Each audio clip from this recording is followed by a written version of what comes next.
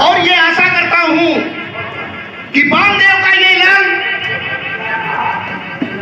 वामदेव की इस धरती से चल करके पूरे देश में नाम रोशन करे, क्योंकि पहले भी लोग बांदा को नसीमुद्दीन सिद्दीकी के नाम से जानते थे।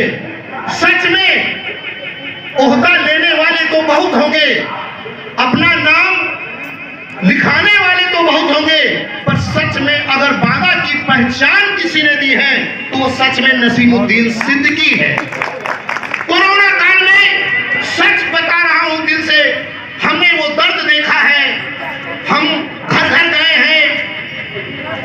अगर मेडिकल कॉलेज नहीं होता तो बांदा जिलों में लाशों की शायद गिनती नहीं हो पाती। तो ये नसीमुद्दीन सिद्दीकी का कद इतना ऊंचा करने का काम हम वामदेव की धरती वालों का होना चाहिए कि जो व्यक्ति इतने कम समय में बांदा को इतनी ऊंचाइयां, विश्वविद्यालय हो, पुल हो, रोड हो, जितना भी विकास आपको बांदा में दिख रहा है, सच देखा जाए तो नसीमुद्दीन सिद्दीकी के द्वारा किया गया है। ये मुझे हर्ष है और कहने में गुरेज नहीं है कि नसीमुद्दीन सिद्दीकी इस वामदेव धरती के विकास पुरुष हैं, इसमें कोई दो राय नहीं है। और मुझे स्वागत करने का मौका मिला, ये मेरे लिए भी एक खुशी से कम नहीं है और मेरा भाग्य भी है, इसमें कोई दो राय नहीं है। इन्हीं शब्दों के साथ मैं बात को समाप्त करूंगा। जय हिंद, जय भारत।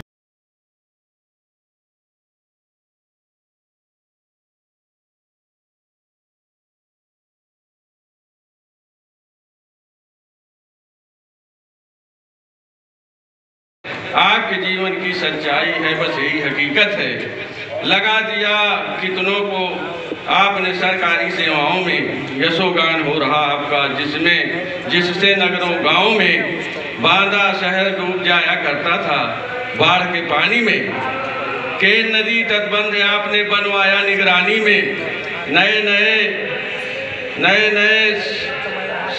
सर्किट हाउस जाने कितने बनवाए हैं, मरघट कब्रिस्तान स्वर्ग के जैसे भव्य सजाए हैं, उन सबको पूरा कर डाला जो भी संकल्प किया।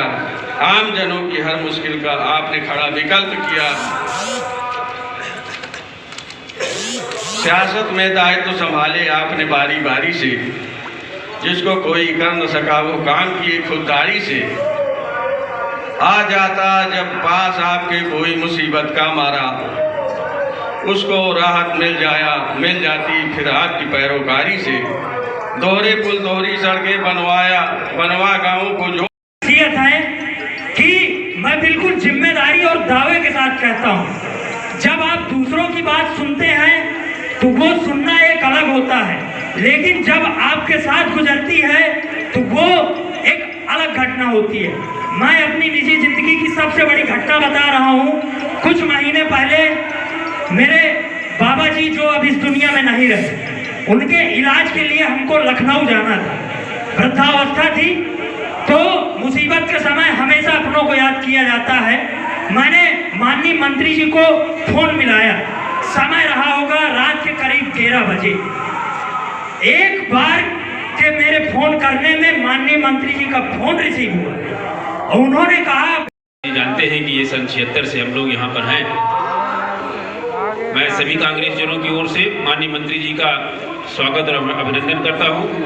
ये बड़ी खुशी की बात है कि आज जब दोबारा इस प्रांगण में हम अपने यहाँ के गौरव माननीय श्री नसीमुद्दीन सिद्दीकी जी का स्वागत करने के लिए आए हैं, तो जब पहली बार इसी प्रांगण में इसी स्थान पर लगभग 5 वर्ष पूर्व आदरणीय मंत्री जी का कांग्रेस में पुनः आगमन इसलिए कह रहा हूँ कि खुद आदरणीय मंत्री जी के बारे में ये स्पष्ट है कि उन्होंने कांग्रेस से ही अपना राजनीतिक जीवन शुरू किया था। ये हमारा गौरव है कांग्रेस का।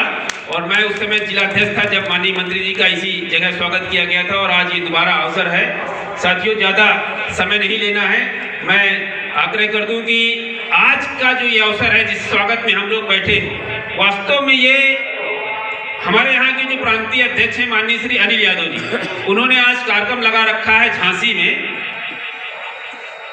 तो जिलाध्यक्ष जी ने अपनी व्यवस्था बता दी कि भाई हम आज नहीं आ सकते, आज जिलाध्यक्ष जी को जाना था। मैंने भी जब उनसे फोन करके कहा तो उन्होंने एक शब्द कहा कि चूंकि आप 3-4 जिले के प्रभारी हैं और उनसे अनुमति ले लीजिए और आ जाइए। तो मैंने बिना एक सेकंड गंवाए उनसे तुरंत ये कहा कि अध्यक्ष जी, कल का यानी कि आज का जो ये कार्यक्रम है माननीय मंत्री जी के स्वागत का, ये अनुमति लेने का कार्यक्रम नहीं है कि मैं उनसे अनुमति लूं कि मैं फलाने कारण से यहाँ नहीं रह सकता। कुछ कार्यक्रम अलग तरीके के होते हैं और आज का ये जो कार्यक्रम है इसमें हम सब कांग्रेस जन अपने स्वयं के कर्तव्य बोध से, अपने स्वयं के उत्साह से और आपका स्वागत करने का हमारा जो अधिकार है उन सब को समाहित करते हुए हम सब यहाँ पर उपस्थित हैं। और ये हमारा सौभाग्य है कि जिलाध्यक्ष जी द्वारा आयोजित इस स्वागत समारोह में मैं भी यहाँ पर उपस्थित हूँ। मैं यहाँ पर सभी लोग माननीय मंत्री जी के बारे में जानते हैं, इसलिए ज़्यादा कुछ कहने की जरूरत नहीं है। लेकिन एक चीज़ मैं कहना चाहूँगा कि माननीय मंत्री जी के लिए कि न केवल हम सब कांग्रेस जनों के लिए बल्कि एक राजनीतिक या सार्वजनिक जीवन का, बांदा का, बुंदेलखंड का जो भी व्यक्ति है उस सब के लिए एक जो उन्होंने उदाहरण प्रस्तुत किया उसको आप ऐसे समझ लीजिए कि जो छात्र, जैसे आप कंपटीशन की तैयारी कर रहे हैं तो कंपटीशन की तैयारी करने में जो आम जो प्रतिभागी होता है उसके लिए प्रतियोगिता की परीक्षा की तैयारी करना, सफलता प्राप्त करना थोड़ा कठिन होता है।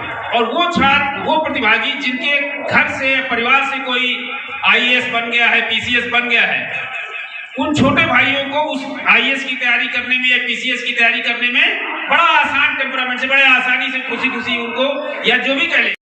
सुमन शुक्ला जी, भाई रामपाल अवस्थी जी, माननीय अजय शुक्ला जी, जिसका नाम छूट गया क्षमा चाहता हूँ, हमारे जिन्होंने हमेशा मेरे बड़े भाई के रूप में, बड़े भाई के साथ, और बड़े भाई दुनिया में नहीं है तो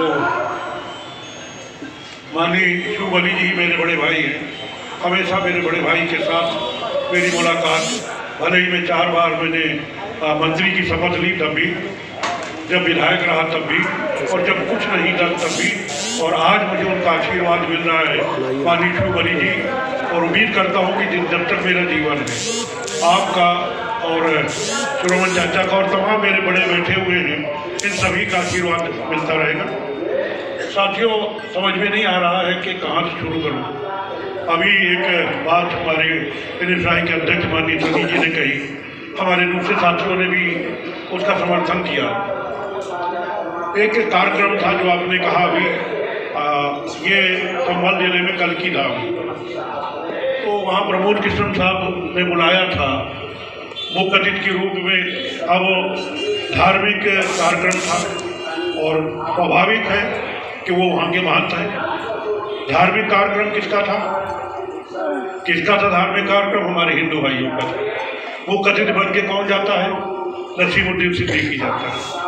तो भाई मैं तो सीधी सी एक बात जानता हूँ कि जब भी कोई काम शुरू करता हूँ या कोई भी मुसलमान कोई काम शुरू करता है तो वो बिस्मिल्लाह पढ़ के शुरू करता है।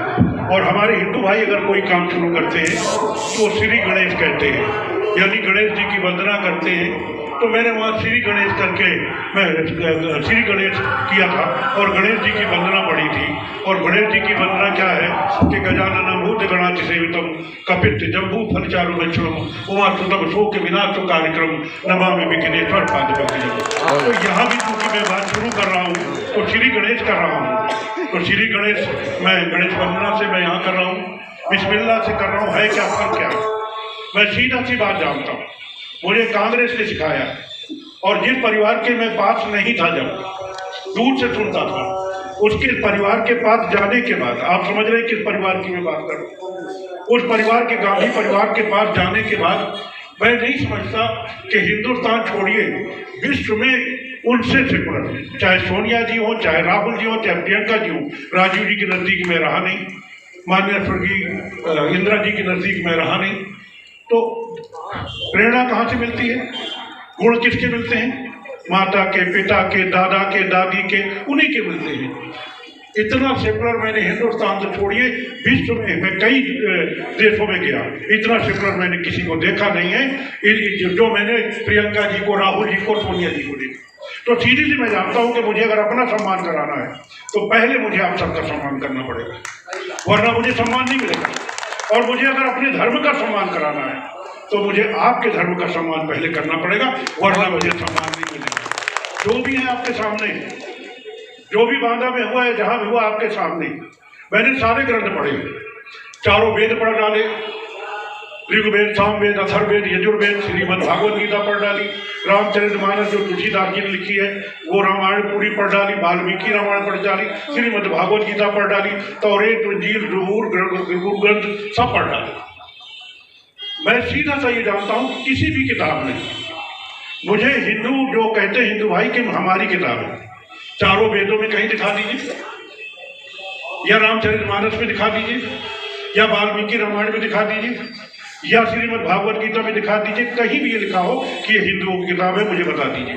जो पढ़ेगा, जो सम्मान करेंगे वो उसकी किताब है। या कुरान हदीस में दिखा दीजिए, किसी कुरान हदीस या किसी किताब में दिखा दीजिए जहां कहीं मुसलमानों लिखा हो कि मुसलमानों की किताब है। अरे उसमें मुसलमान शब्द आया ही नहीं, पूरे कुरान में मुसलमान शब्द नहीं आया, आया इंसान, इन्नल इंसाना लफी खुसरे इल्ला लज़ीना आमनू व अमिलुस सालिहात व तवासौ बिल हक़ व तवासौ बिस सब्र। इन्नल इंसाना यानी इंसान, मनुष्य, मानवता है क्या भाई, है क्या भाई? आज क्या हो रहा है? आज जो है, जो हालात बने हुए हैं वो आपसे छिपे नहीं। आज बुरी हालत, देश को तोड़ने का काम किया जा रहा है, भाई को भाई से तोड़ दीजिए, जात के नाम पे, धर्म के नाम पे, वर्ग के नाम पे, संप्रदाय के नाम पे, मंदिर के नाम पे, मस्जिद के नाम पे। अरे भाई, आप पूजा करते हैं, ये आपका काम है, मैं नमाज पढ़ता हूँ, ये मेरा काम है, लेकिन सबसे पहले हम इंसान हैं, तभी हम उस हिंदू मुसलमान हैं, वरना हिंदू मुसलमान क्या जानवर होते हैं? और इंसान ही तो होते हैं हिंदू मुसलमान। अरे क्या बता, इससे पहले हिंदू मुसलमान नहीं रहते थे हिंदुस्तान में, युगों युगों से रहते चले आ रहे। हमारा हमेशा भाईचारा रहा, और बांदा का तो एक इतिहास रहा है, दुनिया में कुछ हुआ हो लेकिन यहाँ का भाईचारा न कभी टूटा है और आज तक नहीं टूटा। और मेरे दिल में एक ही तमन्ना ना, ये टूटे, केवल ये टूटना भी नहीं चाहिए। क्या है, क्या हो रहा है? आज उंगली उठाई जा रही, भारत जोड़ो यात्रा की तरफ उंगली उठाई जा रही। कौन लोग उंगली उठा रहे हैं? कौन लोग उंगली उठा रहे हैं? मैं उनका पूरा समर्थन करूँगा जो लोग उंगली उठा रहे हैं, लेकिन सिर्फ एक बात मैं कहूँगा, ये आरएसएस के लोग, ये भाजपा के लोग, ये जो भी इनके अलाइज पार्टनर्स हैं, मैं इनसे कहना चाहता हूँ कि एक भी स्वतंत्रता संग्राम सेनानी जो खत्म हो गए, वो जो अभी जीवित हो, तो जब से देश आजाद हुआ आज तक एक स्वतंत्रता संग्राम सेनानी का नाम बता दो कि भाजपा में था या है, तो मैं तुम्हारा समर्थन कर दूंगा, राजनीति छोड़ दूंगा, तुम्हारे पीछे जाऊंगा। अरे जिसने देश को आजादी में कुर्बानी दी, क्या दिया तुमने? और मिलता भी क्या है? जो अच्छा आदमी होता है, जो कुर्बानी देता है, उसको गोली मिलती है। गांधी जी को क्या मिला? गांधी जी को कहते मेरा 56 इंच का सीना है, बाहर 56 इंच का सीना, गांधी जी के सीने को 56 इंच, राहुल जी के सीने को 56 इंच नापा नहीं जाता, महसूस किया जाता है कि कितने इंच का सीना है। तुम्हारा देखा सीना कितने इंच का सीना है? क्या किया आपने देश को? ना तो आज़ादी में आपका कोई हाथ रहा, अंग्रेजों से जाके आपने जाके घुसपैठी बंद किया। और उसके बाद क्या है? ये कौन है राहुल गांधी? ये कौन है प्रियंका गांधी जी? कौन है सोनिया गांधी? ये वही गांधी परिवार है कि जिसकी राहुल गांधी जी की दादी ने, प्रियंका गांधी जी की दादी ने इस देश के लिए अपने सीने पे 36 गोलियां खाई, लेकिन देश के टुकड़े नहीं होने दिए, देश के टुकड़े नहीं होने दिए। ये उसी बहादुर के बेटे हैं, राजीव गांधी जी के, कि अपने शरीर के सैकड़ों टुकड़े करा दिए, लेकिन देश के टुकड़े नहीं होने दिए। ये उसी के बेटे हैं। आज वही राहुल गांधी देश को बचाने की, भारत जोड़ का मतलब क्या है? तोड़ने का प्रयास हो रहा है। बेरोजगारी आसमान पे है, महंगाई आसमान पे है, किसान मारा फिर रहा है, मजदूर मारा फिर रहा है, बुरी हालत है, अपने हाथ से अपनी पीठ ठोके जा रहे हैं और फिर उंगली उठा रहे हो भारत जोड़ो पे। अरे आपको क्यों तकलीफ हो रही है? पूरे विश्व में कोई ऐसा योद्धा नहीं है कोई ऐसा राजनीतिक नहीं है मेरी जानकारी में कि जिसने 3600, आप 3570 बता रहे हैं, ये बढ़ गया और बढ़ गया। कल बात हो रही थी क्योंकि यूपी के कई जिले अब लिए जा रहे हैं और वो जिस इलाके में मुझे काम दिया गया है काम करने का, वो उसी इलाके के लिए जाने हैं। तो बुला करके कल सलाह मशवरा लिया गया इसमें कि आप अपना सुझाव दीजिए कैसे क्या, कहाँ से जाना चाहिए, कहाँ सेंटर होगी, कहाँ। तो ये 3570 नहीं है, मैं कहता हूँ 3600 मान लो, 3600 से ज़्यादा हो जाएगा। कौन, इंडिया नहीं, हिंदुस्तान नहीं, पूरी दुनिया में कौन ऐसा योद्धा है कि जिसने 3700 किलोमीटर एक बार में शुरू करके और जब तक खत्म नहीं की तब तक वो चलता रहा चलता रहा चलता रहा चलता रहा। दुनिया में कोई नहीं। अरे मोदी जी, योगी जी, आपके पेट में क्यों दर्द हो रहा है पद यात्रा से? अरे आपको अगर तकलीफ है तो राहुल गांधी 3600 किलोमीटर चल रहे हैं, आप उससे दुगनी चल के दिखाओ ना, 7200 किलोमीटर आप दुगनी करके चल के दिखाओ। अगर हिम्मत है तो चल के दिखाओ भाई, तुम्हारे अंदर क्या हिम्मत है मैं ये अच्छी तरीके से जानता हूँ। लेकिन है क्या कि कुछ लोगों की आदत होती है, कुछ लोगों की आदत होती है किसी अच्छे काम में बिगड़ डालना। तो मैं अपनी तरफ से कुछ नहीं कह रहा हूँ और मैं इसका अर्थ भी नहीं बताऊंगा। समझने वाले समझ जाएंगे, जाके घर में देख लीजिएगा, हर एक के घर में रामचरितमानस है, रामायण है। जब गोस्वामी तुलसीदास जी ने रामचरितमानस लिखना शुरू की तो 16 दोहों तक देवी देवताओं की वंदना की और 17 दोहे में क्या लिखा, यह अर्थ उसी में देख लीजिएगा जाके, मैं यहाँ ठीक नहीं लगेगा। 17 दोहे में लिखा कि उदासीन अरबीत हित सुनत जलई खल रीत जान मान जुग जोर जन विनती कर सप्रीत। ये वही है भाई, मैं और कुछ नहीं कहता, जाके देख लीजिएगा। अच्छे काम में विघ्न डालने वाले लोग, मैं क्या कहूँ, यानी उनसे भी विनती की थी तुलसीदास जी ने कि मैं अच्छा काम करने जा रहा हूँ। ये जन हाथ जोड़ करके साप्रीत विनती करता है कि अच्छे कार्य में विघ्न मत डालना। क्या कहूँ, धन्य है राहुल जी, मैं राहुल जी को क्या कहूँ। साथियों, जहाँ तक आज के कार्यक्रम की बात है तो मैं मुख्य अतिथि कुछ अजीब सा लगता है, मेरे अध्यक्ष जी से भी कहा था कि जहाँ मैं पैदा हुआ, जहाँ मैं बड़ा हुआ, जहाँ के लोगों ने मुझे इस लायक बनाया कि मैं बाहर जाके बता सकूं कि मैं बांदा का बेटा हूँ, मैं बांदा का बेटा हूँ, मैं बता सकूं जाकर के जहाँ के लोगों ने बताया। आज भी मेरे बड़े भाई बैठे हैं, तमाम पिता तुल हैं, कुछ मेरे छोटे भाई हैं, कुछ भतीजे होंगे, मेरी बेटियों की उम्र की भी बेटी है, मेरी बहनों की उम्र की भी बेटी है। तो मैं अपने घर में ही मुख्य अतिथि बन गया। चलिए भाई, कोई बात नहीं है, मैं कोई अतिथि नहीं हूँ, मैं घर का हूँ, मुझे बाहर मत कीजिए, मुझे घर में ही रखिए, भाई ही बना रहने दीजिए, छोटा बड़ा कुछ भी हूँ, चाचा जो भी हूँ, चाचा बाबा जो भी बनता हो, मैं दादा वो बना के रखिए, उसको छोड़िए, कोई अतिथि की बात नहीं। आज मुझे बहुत अच्छा लगा, हालांकि ये कांग्रेस की ही परंपरा है। और नती आपने और अखिलेश जी आपने, हमारे पूर्व जिलाध्यक्ष जी अभी बैठे हुए थे, राजेश जी, और खासतौर पे हमारे श्रोमण चाचा जी और शिव अली भाई, मुझे ही बहुत अच्छा लगा कि जहाँ एक तरफ इस देश को कुर्बानी देने वाले, सीने पे गोली खाने वाले, देश को आज़ाद कराने वाले महात्मा गांधी बापू की आपने फोटो लगाई, वही दूसरी तरफ इस देश को संविधान देने वाले बाबा साहब डॉक्टर अम्बेडकर की फोटो लगाई। ये सिर्फ कांग्रेस की परंपरा है, तमाम पार्टी के लोग इससे चिढ़ते हैं, गांधी जी की फोटो कैसे लगा दी? अरे भाई, महापुरुष तो महापुरुष है। मैं ये बिल्कुल मानता हूँ, बाबा साहब डॉक्टर अम्बेडकर ने जो इस देश को दिया वो हमेशा हमेशा जीवित रहेगा। बाबा साहब डॉक्टर अम्बेडकर जैसा काबिल आदमी पूरे हिंदुस्तान नहीं, उस समय पूरे एशिया में क्या विश्व के 6वें नंबर के विद्वान थे बाबा साहब डॉक्टर। 6वें नंबर के विद्वान बाबा साहब डॉक्टर अम्बेडकर थे। भैया जी, आपको बताने की जरूरत नहीं, आप ही चाचा को बताने की जरूरत नहीं, आप ही लोगों ने मुझे बताया है। लेकिन क्या है, कुछ लोग कहते हैं कि नहीं साहब, वो कांग्रेस ने खिलाफ किया, कांग्रेस ने बाबा साहब के खिलाफ किया, कांग्रेस ने दलितों के खिलाफ किया, कांग्रेस ने मुसलमानों के खिलाफ किया, कांग्रेस ने पिछड़ों के खिलाफ किया।